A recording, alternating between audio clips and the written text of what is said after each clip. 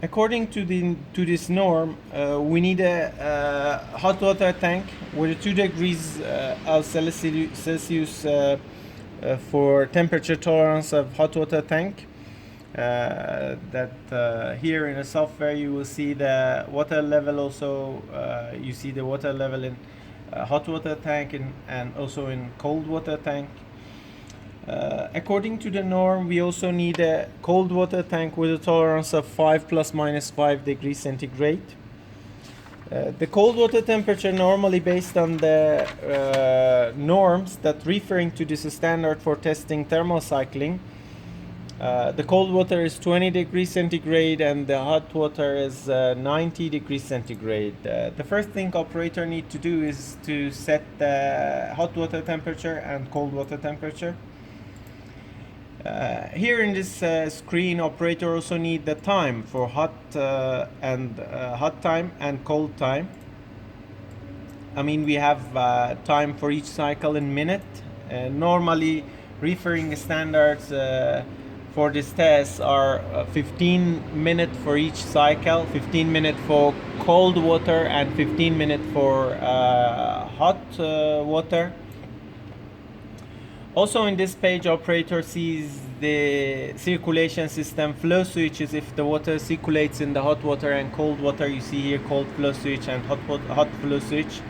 If it's running or not, because for temperature homogeneity in entire water tanks, we need a circulation system, circulation pumps to make a temperature constant in all water tanks.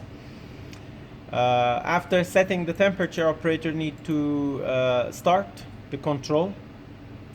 Clicking on hot control, it will start water circulation system in hot water tank, and also will start to raise the temperature in hot water tank to control the temperature.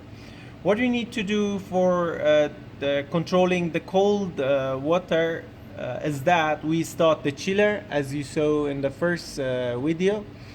Also, the chiller has a digital display and digital controller that controls itself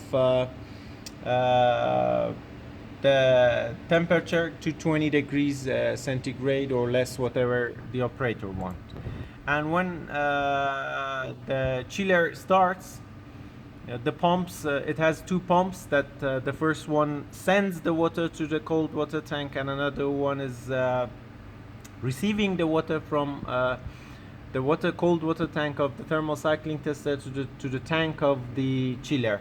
And the operator will see the water circulation if it's running or not here via cold flow switch.